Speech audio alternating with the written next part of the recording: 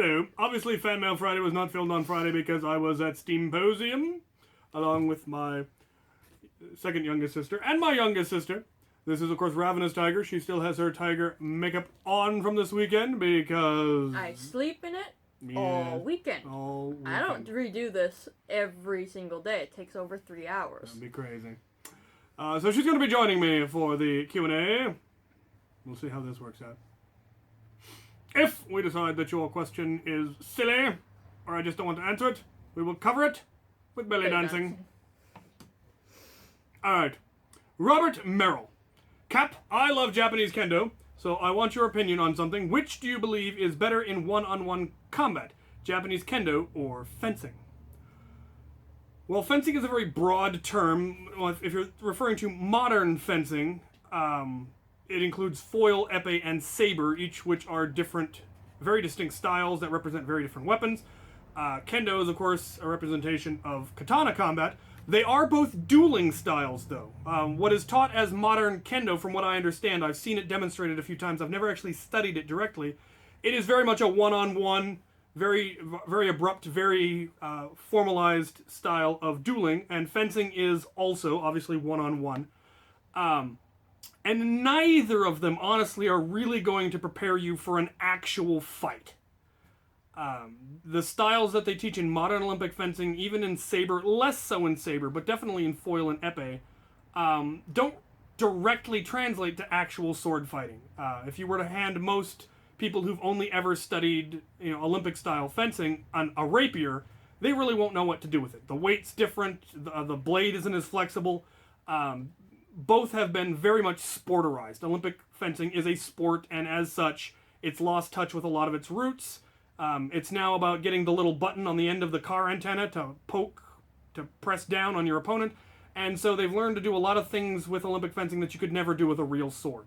And I don't know how much Kendo is like that, but it also isn't really going to be that great against an opponent who isn't also doing Kendo. That's kind of the big thing, is since they're dueling styles, they're meant to be used against somebody using the same weapon. And if you end up fighting someone who isn't, or who isn't trained in your particular sporterized version, it also really isn't going to translate well. If you're wondering which were better in a duel, a katana or, say, a rapier, I would argue the rapier. It has more reach, it has more speed. The downside is you may need to stab somebody several times before you actually inflict a killing wound, where you really only need to get them with the katana the one time. A better question would be which is better, katana or German longsword, because those are roughly the same evolutionary stages. So the katana was a feudal age era war sword, a two-handed slashing sword, and the German longsword was the same. It was from Europe's feudal age and was a two-handed slashing sword. So those two would be the better comparison, and they're roughly, honestly, equal. And they use many of the exact same techniques as far as guards and attacks and all of that, parries and so forth, are very, very similar between German longsword and katana. There are things you can do with a German longsword that you cannot do with a katana, because the German longsword is double-edged. It has a much more pronounced thrusting tip, and it has quillions and a pommel. So you can do a lot more with it. So ultimately, I don't think either is better. Choose which one you like and run with it. Dart Boy, for Q&A, in your opinion, would you use a Raider stock or a Lightning Storm stock? Yes. Yes, I would. I have both of them, and I use both of them for different things. The Raider stock is collapsible, the Worker stock is not. I use the Worker stock on my Alpha Trooper, I use the Raider stock on my Raider. So it really kind of depends on which you prefer. I'm not going to say one is better than the other, because I don't believe that is in fact the case. The Chieftain. Captain X, do you watch anime? Belly dance! Yes, I've answered this a number of times. I do in fact watch anime. If so, have you seen Sword Art Online? No, I have not. If so, have you seen the abridged version of Sword Art Online? Still no. Blasterworks. You have a flag? What does your flag look like? My personal flag is 3 bones crossed. It's called a sheaf of thigh bones. It's meant to look like a bone version of the fleur-de-lis. The crew's flag is a white hourglass on a black background. The full flag is actually a skull and crossbones with an hourglass below it, and then bordered by 4 bones. We don't break that one out very much. We generally just go with the hourglass because it's a lot easier to paint on our gear. Mickle Mods Nerf. What new gun leak are you looking forward to? The Kronos. The pistol rival blaster. I am definitely looking forward to that one. I haven't actually looked at most of the other leaks. I don't know if more stuff has leaked recently. Sunlidus 3. Hey Cap, how would you make a replica of the AS Val?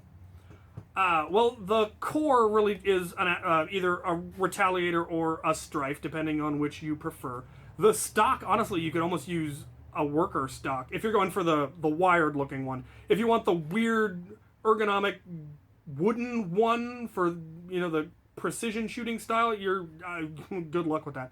You probably have to carve it or mold it out of something. And the barrel is actually very easy because it has that very thick, round, almost looks like an enormous suppressor kind of barrel, which you could do with PVC, honestly.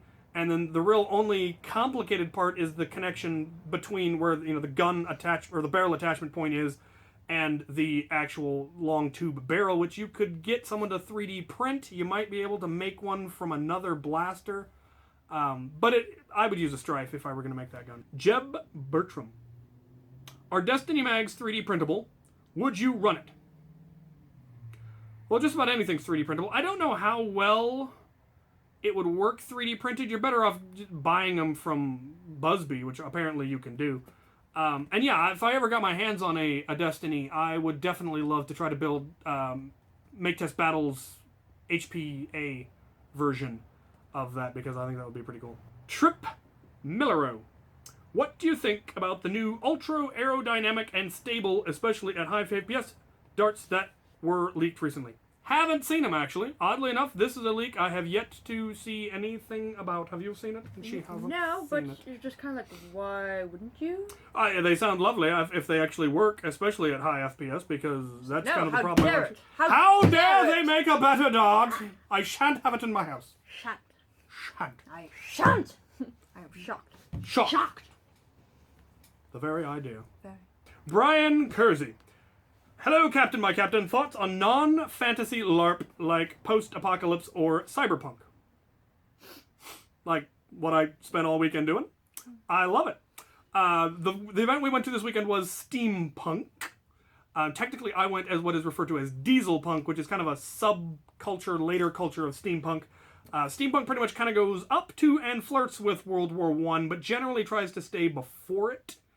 In that very idealized kind of utopian idea of what if technology would have been more advanced in Victorian era. They try to squeeze in Tesla. Yeah, basically. They try to squeeze him in, and then you do see people in vaguely World War II-ish looking stuff, but generally, again, not the horrors of World War I in the trenches with gas masks and that kind of thing, because that's just a little bit creepy and dystopian for steampunk, which is supposed to be more utopian. Cyberpunk is the next step. It is the dystopian World War I. What if it was even worse? What if there was more technology? What if there were ray guns and Tesla cannons and that sort of thing to make the trenches even worse? And, you know, and that's kind of what I went with. I went with a zombified, though not zombie, technically something else, but an undead German officer who'd been raised using black magics of a sort. Of African tribes brought over by the British at the War of Flanders. Yeah, in the battle on Flanders, captured by the British side and then tortured and raised and then sent back as this horrible creature. So had a scarred back of the head stuff and gas mask and weapons and all of that. And I wish to do more dieselpunk. I want to make basically dieselpunk power armor. Which is going to be a lot of fun. I also do post-apocalyptic. I do Afterworlds, I've mentioned a couple of times. And it's a post-apocalyptic LARP, and it is entirely too much fun. I missed all of them this year for reasons that were out of my control, but I'm hoping I can get to the ones next year.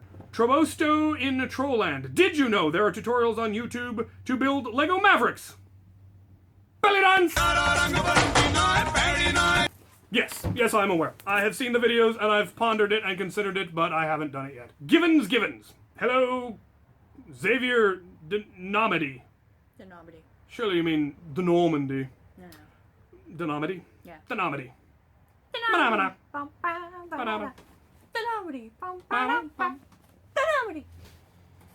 Have you ever been to the greater Boston area? No. Joshua Bolt. For Q&A, what is your favorite lightsaber color and hilt design? I like orange. I don't know if that's actually a thing. Apparently it is a thing, or they're like Inquisitors or something. But as far as hilt designs, I already actually really like Darth Vader's. I liked it. I'd like to see one that had a longer handle. I really liked when you see Darth Maul fighting in Episode 1 with only the one blade out. And so he had his hands really far apart and had a lot more leverage on the blade, and it was a very different style than you usually see, and I really liked that. And then the other side came out, and that was lovely. I personally was a fan of Ayla Sakura with her double lightsabers, and I would totally troll people, and like, could you have a red lightsaber and a blue lightsaber, and in your moving and all of that, it starts looking purplish? I would think that would work out, yeah. I think I would. Purple lightsabers are a thing, so yeah. It's true, but could I get them to? I do prefer the purple. I mean, yay, Samuel Jackson for getting that in there. I want a purple one. Yeah, having a lot of color. I want my kids to be able to see my blade. Waffle iron. Xavier, favorite real steel firearm?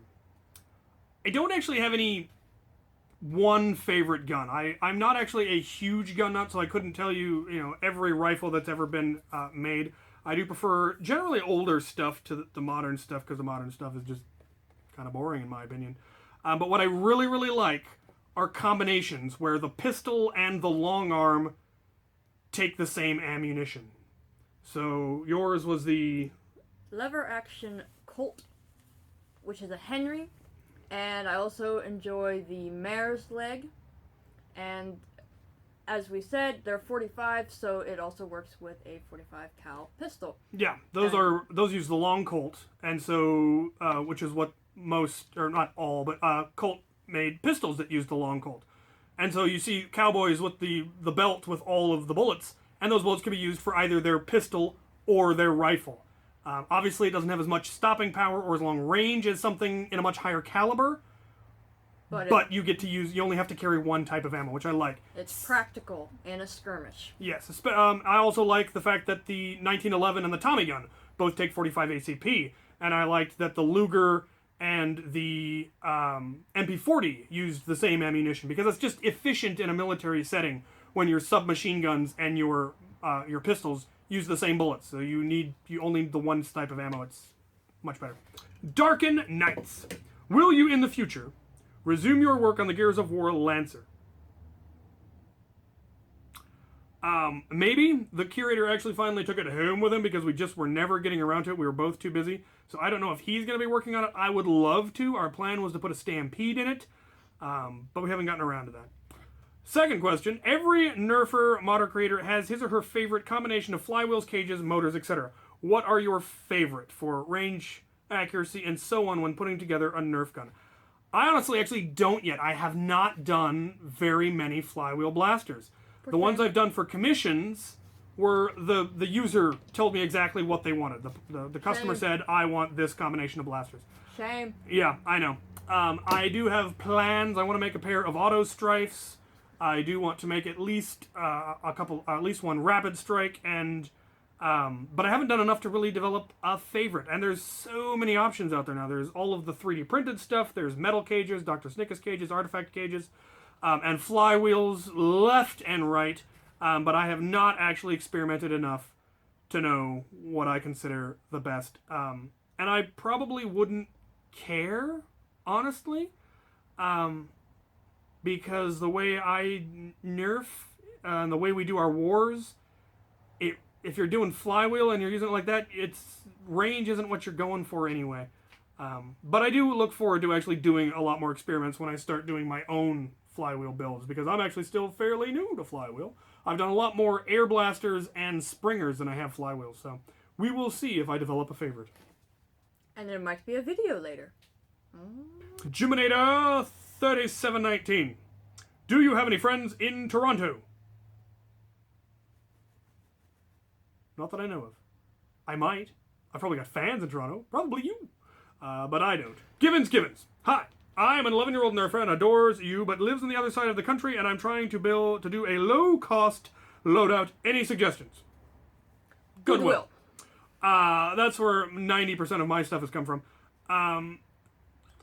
Depending on what kind of a loadout, obviously there's a lot of blasters that you're not going to see there as often, but you'd be amazed what you can come up with and what you could build. Ultimately, it really comes down to how you play. And a big part of what you need for any loadout, honestly, especially if you're going to be doing a Goodwill loadout, is going to be the gear you have to hold it. And you'd be amazed how often you can find things at Goodwill that can be easily modified into holsters, or blaster holders, or dart holders. Look in the tool section, you'll see tool belts that often have things that are good for holding guns. Water bottle holders can often be easily modified into holsters for things like hammer shots and other things. And that goes a long way to be allowed to build a really cheap loadout, especially if you don't have a lot of really powerful blasters at Goodwill, and you end up with a lot of one-shot pistols. Build a loadout where you just have lots and lots of one-shot pistols in lots of holders, and you just fire and forget. And then once you get down to your last two, then you start actually reloading them from a dump pouch of some kind. That's what I would recommend starting with.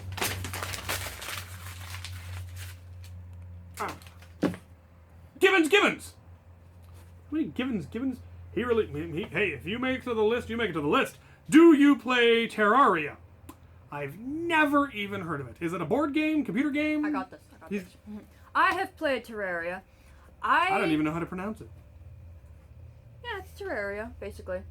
It's a... how do you describe it?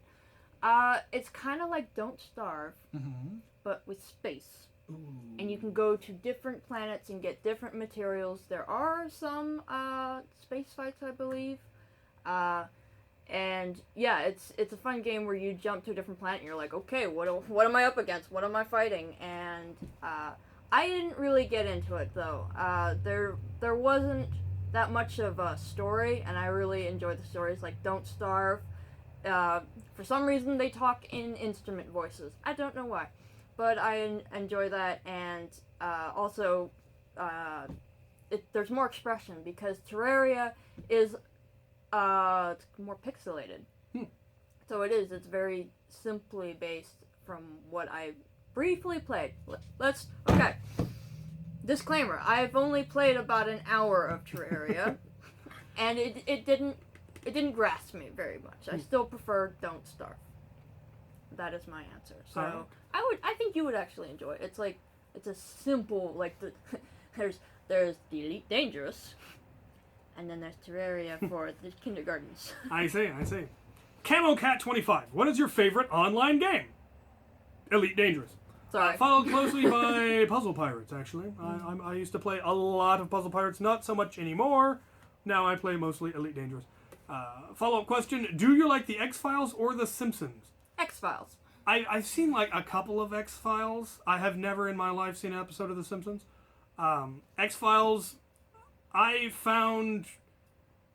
think I saw 4 or 5 episodes, and even though they see weird, crazy stuff every single episode... Is Scully the skeptic? Yes. She's still skeptical. 6 seasons in, she still never believes anything. Apparently that eventually changes, but that was kind of a...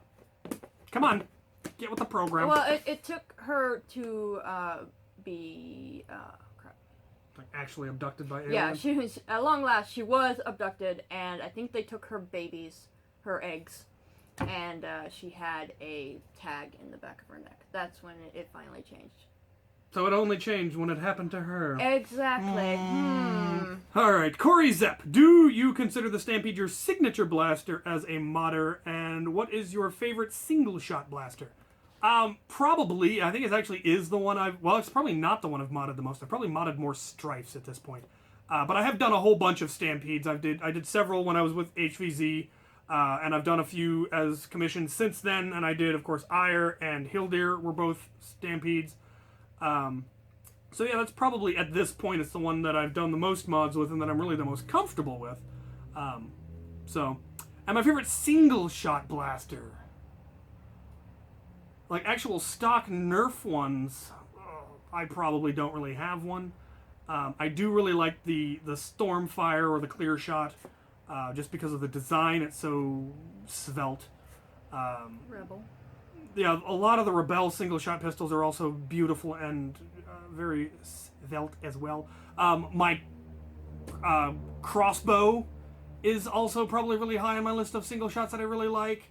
I really like my bazooka. It's technically single shot, but I don't really have an absolute favorite. Stephen Marshall, what is your favorite third-party Nerf-related company? Probably Worker. Sean Tennis, Captain, thoughts on putting a regulator internals in a Stampede? Belly dance! Travis Shea, do you think Hasbro will ever make another blaster utilizing the Sledgefire shells? I doubt it. They discontinued even selling them on Hasbro.com, and I didn't buy enough of them when I had the chance. But I wish they would. I would love to see one, like a pump-action shotgun, like someone actually made one. I would love to see Nerf come out with one of those so that it actually ejects the shells. I would also love to see one that was like a Roto Fury that took Sledgefire shells and ejected them as it rotated so that you could then put new shells in. Either of those would be absolutely fantastic, and I would love to see that, but I kind of doubt it. But if you're listening, Hasbro, more stuff that takes Sledgefire shells. Yannick, hey Captain, in theory, and possibly an application, could you make a cross-bolt pump action? Yeah, it would just be a matter of adding a barrel and then having something that connects and having a slide. It wouldn't be difficult. How practical it would be, I don't know. A pump-action crossbow would be interesting. There were such things in history as repeating crossbows, so sure, why not? The Fandom Connoisseur. Any suggestions for an HPA pump-action 4+ round Demolisher rocket grenade launcher? This one has been brought up a couple of times. The idea people had was to use the Doominator and somehow put rocket posts on them, but the amount of additional shell work you would have to do, you'd have to elongate it because the rockets are too long to fit in that round. The big issue you're going to have with a revolver that fires the rockets is going to be the connection between the rocket posts and the air system, because you're going to lose so much air in the cylinder gap.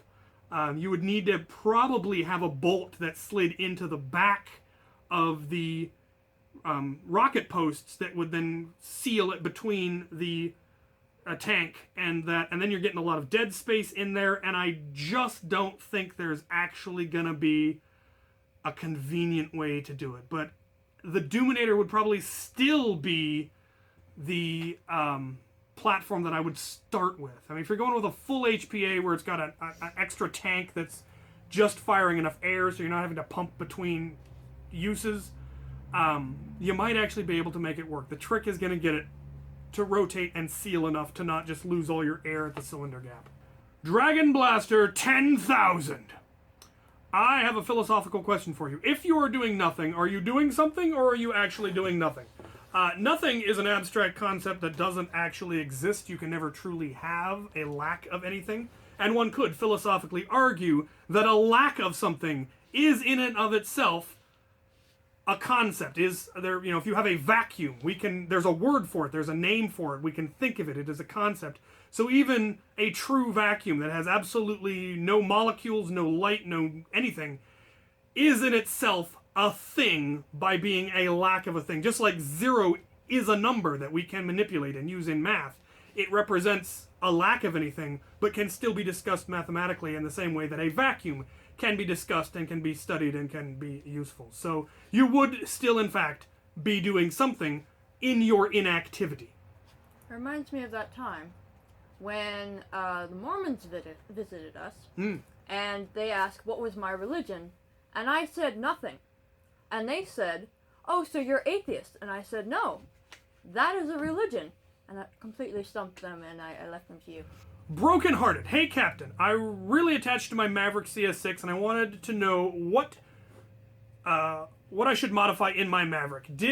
I did the drop out mod, spring upgrade, and lubricated the plunger, but it still gets about 20 feet. Any ways to improve this?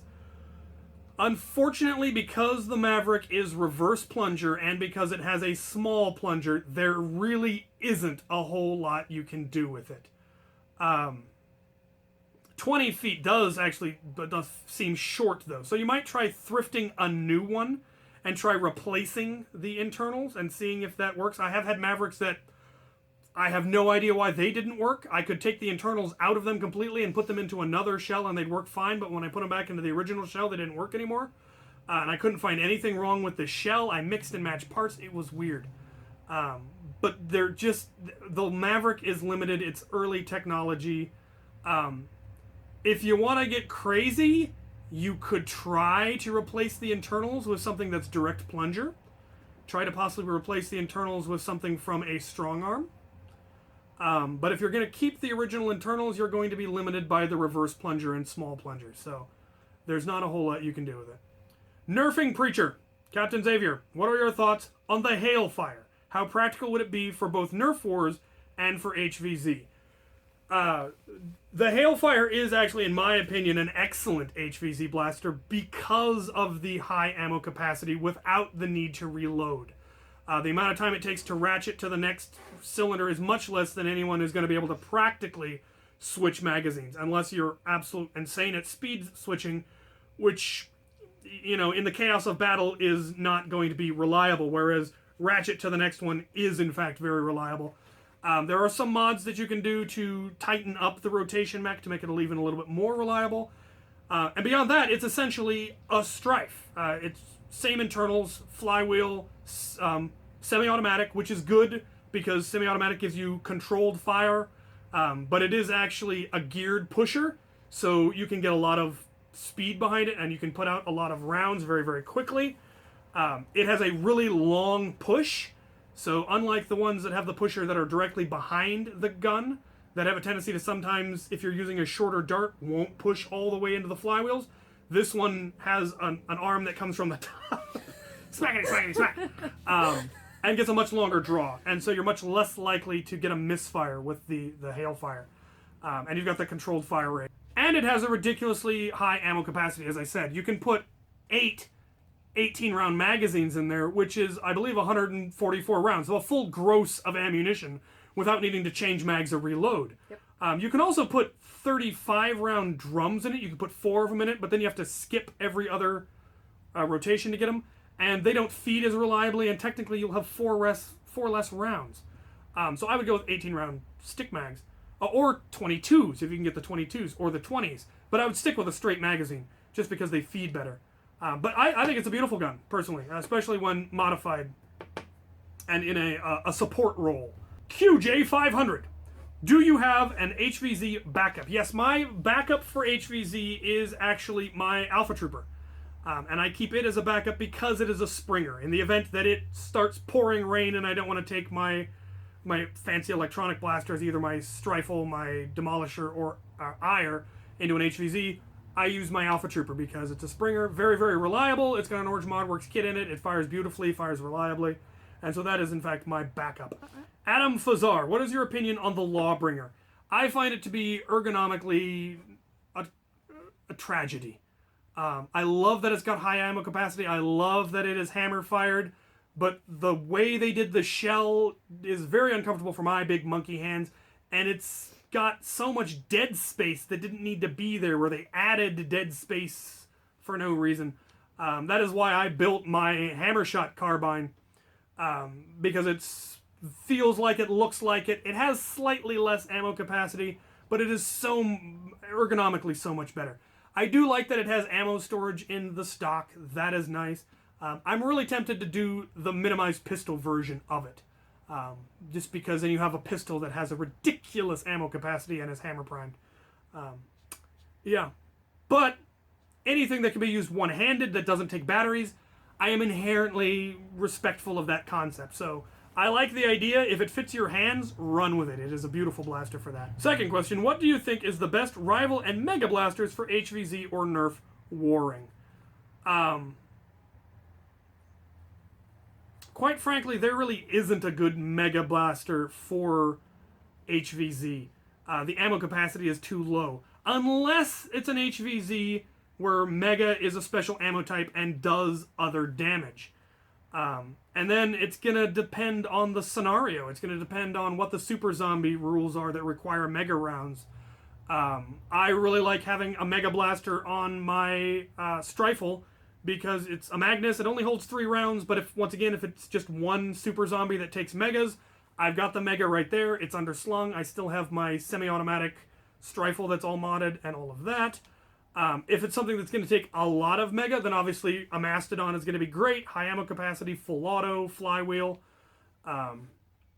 For Rival, probably, well, the downside of the Nemesis in HVZ is it goes through ammo too quickly.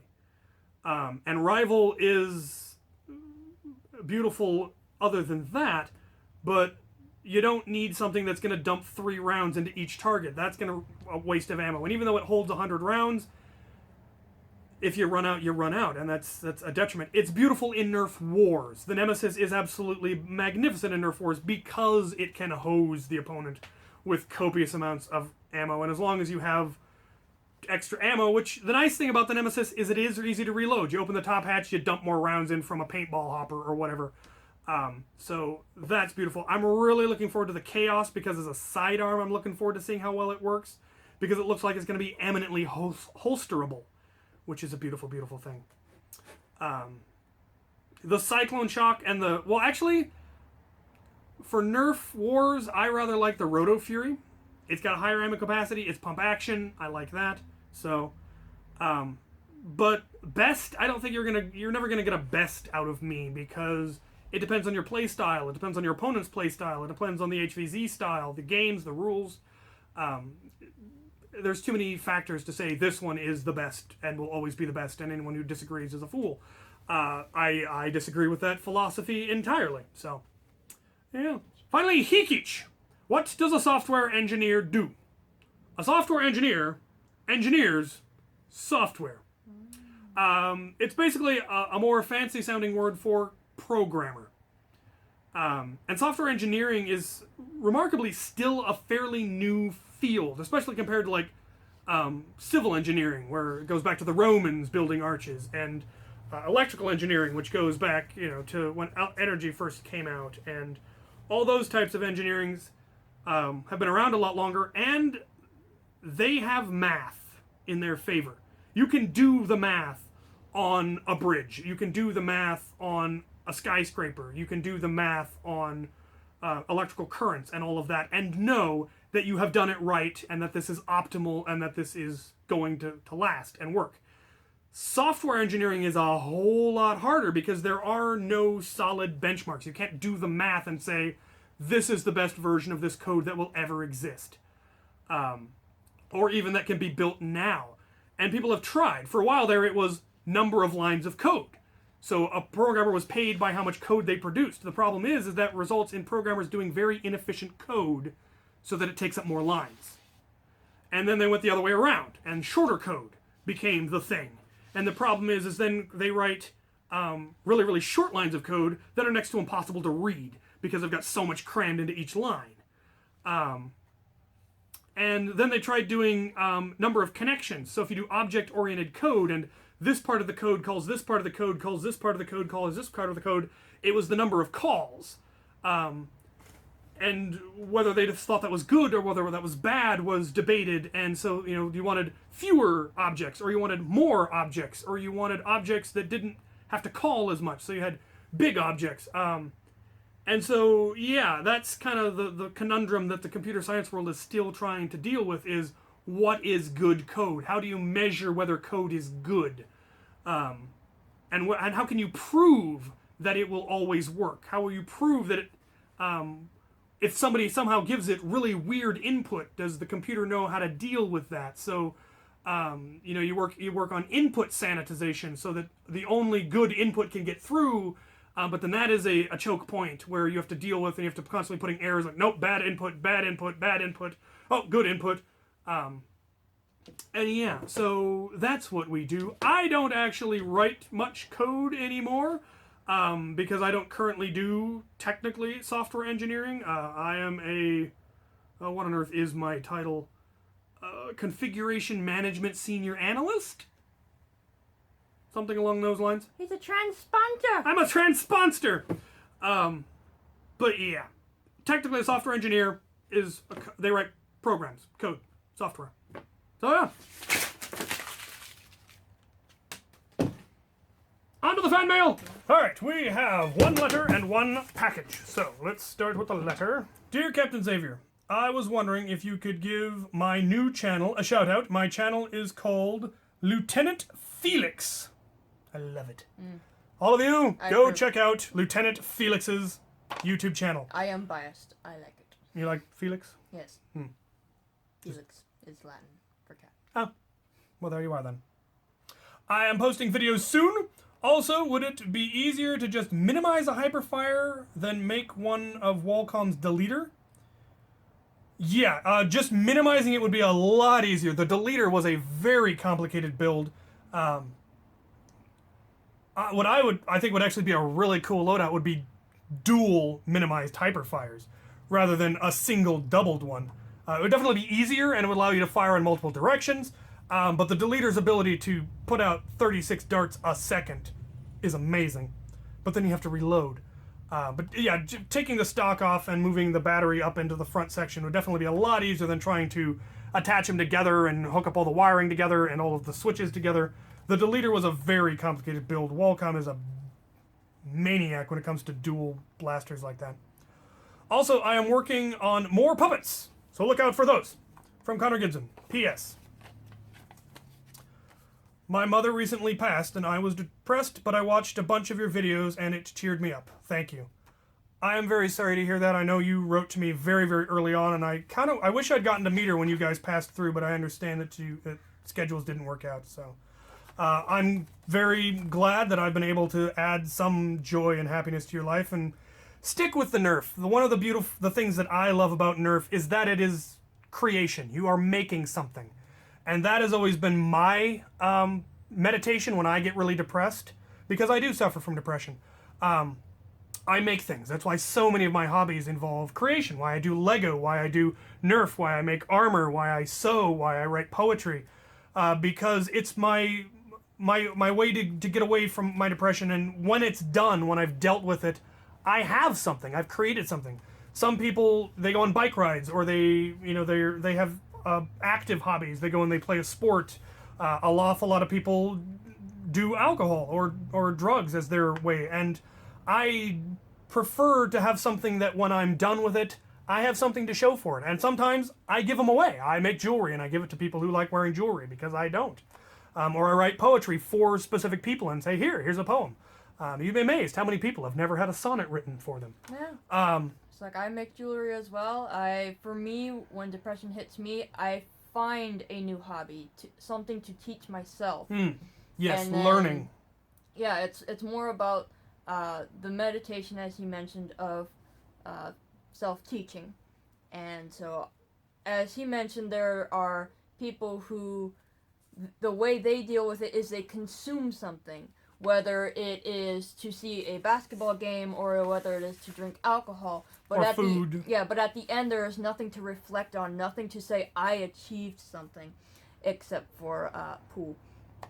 Yeah, and for the people that is their way of dealing with it, that is fine. We're not saying that is a bad way. It's just not my way. Mm-hmm. I prefer creation. That is my form of meditation. So I would say stick with the Nerf, learn to mod, and years from now you will have a ridiculously huge arsenal and you'll be able to show it off, and it will be glorious. So, thank you. And now, for the package. A box. A box. The package. Le package. It appears to be an entire... That. What? Yeah, multiple blue Santa hats. There's got to be at least a dozen in here. A dozen blue Santa hats. What am I going to do with a dozen blue Santa hats? The Smurf Army! This is true! You could use them as team indicators in Nerf Wars during the winter. That's fantastic. By the way, I'm pretty sure this, well, there's no proof, but this is, of course, from Sparky Santos, who I have said is my personal Lego Santa Claus, and is now trying to turn me into an actual Santa Claus. I've been Santa Claus. I've also been Smokey Bear. You pinged me about doing something for giveaways for something with kids and children, and I've unfortunately been too busy with all of this to respond. I love the idea. It's a magnificent idea. It would be a way to get rid of copious amounts of Nerf that I can't seem to get rid of. So I will get in touch with you. I love these ideas. We will have to come up with something. So don't worry. I'm still here. All right. Thank you all so much. If you have questions for next week, put them in the comments of this one, and I will get to them. She will actually still be here, so she may join in again. Anyway, thank you so much for this. Thank you for the letter. Thank you for the questions. And thank you for watching.